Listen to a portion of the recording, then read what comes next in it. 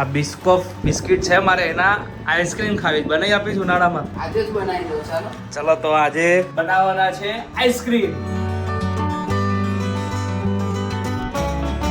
નમસ્કાર, જય શ્રી કૃષ્ણ, જય દ્વારકાધીશ. જય દ્વારકાધીશ. અને આજના રસોડામાં આપનું સ્વાગત છે. તો મમ્મીને આજે મારા તરફથી જબરજસ્ત સરપ્રાઈઝ, અરે કહેવા છે સરપ્રાઈઝ નહીં તો આપણે ફરમાઈશ છે કે ભાઈ આ બિસ્કોપ જે આનું છે ને નામ, જે બિસ્કિટ છે બહુ જ એક્સપેન્સિવ બી આવતા હોય છે નોર્મલ કરતા, તો એનું મારે આઈસ્ક્રીમ ખાવી છે. તો માર્કેટમાં 150, 200 રૂપિયા મળે છે.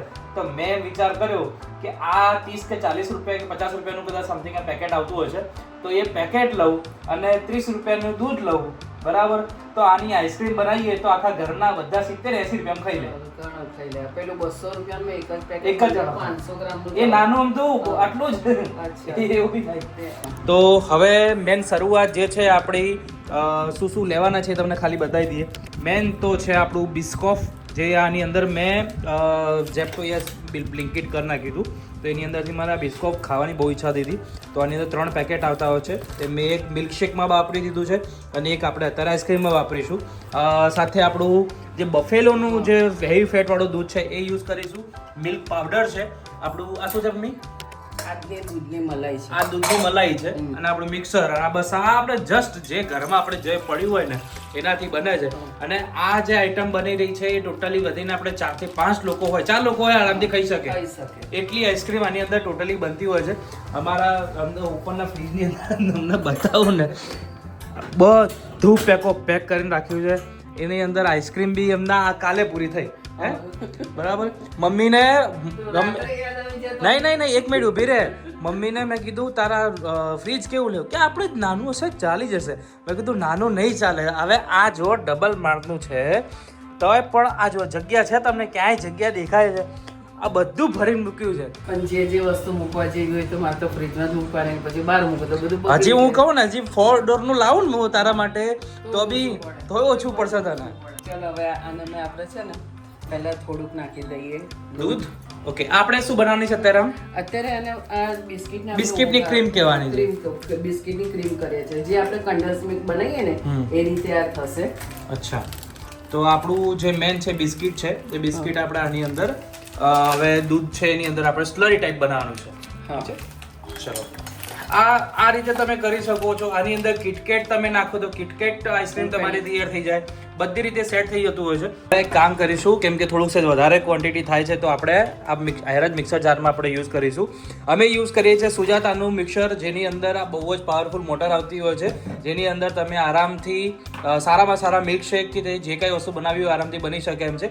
જે તમારા સ્ક્રીન ઉપર તમે લેફ્ટ હેન્ડ સાઈડ અથવા રાઈટ હેન્ડ સાઈડમાં તમે જોઈ શકો. ખાલી ક્લિક કરશો એટલે તમને સુજાતાનું મિક્સરની ઇન્ફોર્મેશન જોતી હશે, મળી જશે.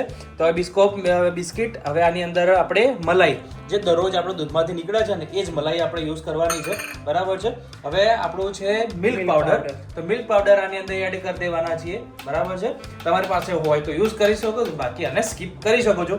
પણ આટલું રિકમેન્ડેશન તો છે કે તમે આને યુઝ કરો તો વધારે સારું રહેશે.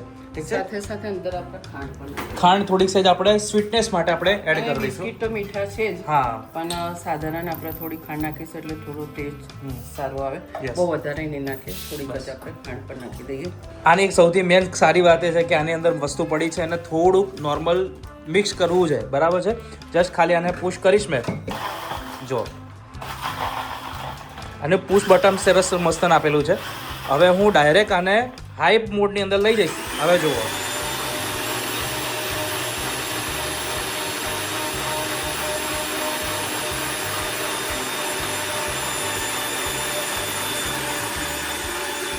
સરસ રીતે આપણી જે સ્લરી છે કો કે ક્રીમ કો એ આપણી ટોટલી તૈયાર થઈ છે બિસ્કોફની, રાઈટ આમાં. ચલો, આ તૈયાર થઈ ગયું છે. દૂધ બીજું નાખવાની જરૂર, આપણું જો દૂધ પણ સરસ એવું ઉકળી ગયું છે. યસ, એ પછી આપણે એના અંદર નાખી દઈશું આપણે જે ક્રીમ બનાવી હતી. વાહ, તમે જોઈ શકો છો કેટલું સરસ રીતે આખું સ્લરી ટોટલ તૈયાર થઈ ગઈ છે. હવે અહીંયા આપણે જોઈ શકો છો કે મિલ્ક એકદમ થીક થઈ ગયું છે, બરાબર. કેમ કે આની અંદર બિસ્કિટ પણ પડ્યું છે, મિલ્ક પાવડર પણ પડ્યું છે અને ક્રીમી થઈ ગયું છે. શું કહેવું મમ્મા? ખૂબ જ એકદમ ક્રીમી થઈ ગયું છે. તમે કન્ડન્સ મિલ્ક નાખવાની, ખોટા મોંઘા કશું કરવાની જરૂર ના પડે.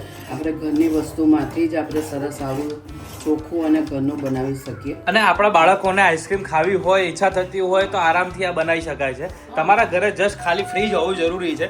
આ અમે બિસ્કોપ અત્યારે અંદર બિસ્કિટ નાખ્યું છે. તમે નાનું આમ તો 10 રૂપિયાવાળું કિટકેટનું અથવા કિટકેટનું જે આપણે ચોકલેટ આવે છે એ તમે નાખી શકો છો.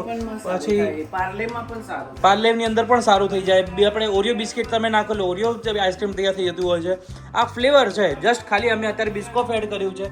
એ બિસ્કોપની જેમ તમે આરામથી આને પણ અંદર સરસ રીતે સેટ કરી શકો છો. તો આ રીતે આપણું જે મેન છે મિલ્ક આપણું તૈયાર થયું છે, બરાબર ને? હજી ઠંડુ થશે તો વધારે ઘટ થશે. યસ. બસ હવે આપણે અને આને અમે સ્ટોર કરવા માટે છે ને આ રીતનો એક ડબ્બો છે પ્લાસ્ટિકનો, બરાબર છે, એ જ અમે યુઝ કરીએ છીએ. આનો પ્રોપર નીચે ડોરમાં આ ડબ્બો બીજો નથી. હા, તો હવે આ જે વસ્તુ છે ટોટલી પહેલા આની અંદર આપણે સ્ટોર કરી નાખીશું. ઠંડી થઈ જાય એના પછી તમને બતાવીએ કે ભાઈ આના પછી જેમ કે અમે થોડુંક ઠંડુ થઈ જાય, પ્રોપર થીજી જાય, એક વખતની આઈસ્ક્રીમ તૈયાર થઈ જાય પણ કણી જેવી થાય, કડક થાય, પણ એને સોફ્ટ બનાવવા માટે મારી એક ટ્રીક છે. આના પછીનો ટાઈમ તમે જુઓ એ શું થાય છે. હવે ચેક કરીએ. હવે આ ઠંડુ થઈ જાય, મારો ઓફિસમાં પણ મારો ટાઈમ થઈ ગયો છે, બરાબર. તો હવે ઠંડુ થઈ જશે પછી આની અંદર મૂકીને આપણે થીજાઈ દઈશું, બરાબર ને? ચલો ડન છે. મોર્નિંગ, જય શ્રી કૃષ્ણ. અત્યારે સવારના 8:30 વાગ્યા છે અને મારે થઈ ગયું છે સમય જવાનું શૂટિંગમાં, બરાબર. તો આઈસ્ક્રીમ જે આપણે બનાવી હતી, બરાબર છે, થીજાઈને નોર્મલ કરી દીધી છે.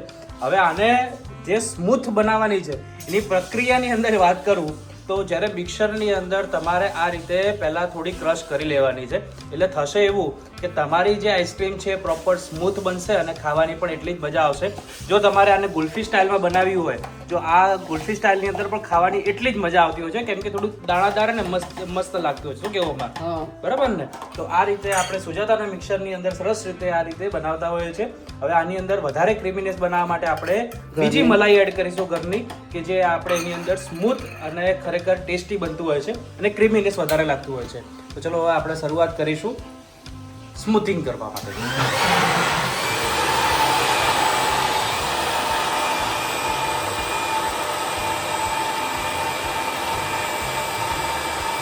જે મિક્સરમાંથી ટોટલી આપણે બહાર નીકાળી દીધું છે. હવે આને એઝ અ ફ્લેવર તરીકે બતાવવા માટે આપણે બિસ્કોટના જે નાના નાના કટકા છે એ આપણે આની અંદર ઉપયોગ કરવાના છીએ. તો એ આની અંદર એડ કરી દઈશું. એટલે આપણી જે બિસ્કોપ આઈસ્ક્રીમ છે ટોટલી એવી સરસ મજાની દેખાશે અને ઉપરથી એનો ક્રન્ચી જેવો જે ટેસ્ટ છે એ પણ આપણને ફીલ થશે. તો આ રીતે આપણે ડ્રેસિંગ કરી લઈશું. દેન એના પછી આપણે જ્યારે આઈસ્ક્રીમ બનાવીને ખાશું ત્યારે તમે જોજો કેટલું સરસ મજાનું લાગે છે. તો અત્યારે તમે સ્ક્રીન ઉપર તમે જોઈ શકો છો કેટલી સરસ મજાની આઈસ્ક્રીમ તૈયાર થઈ ગઈ છે.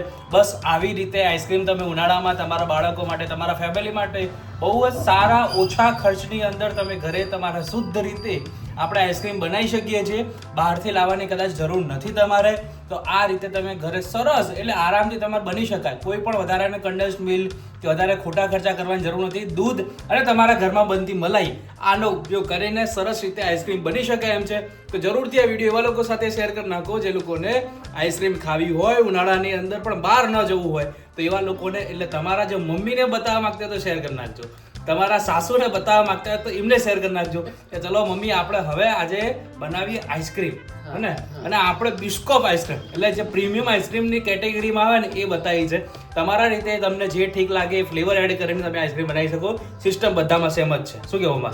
હવે જુદી જુદી આઈસ્ક્રીમ તમને બતાવવાના છે. તો આ વિડીયો બધા જ લોકો સાથે શેર કરી નાખો અને વિડીયોને પસંદ આવ્યો તો કોમેન્ટ જરૂરથી કરજો અને સાથે સબસ્ક્રાઇબ કરવાનું ભૂલાય નહીં, બરાબર ને?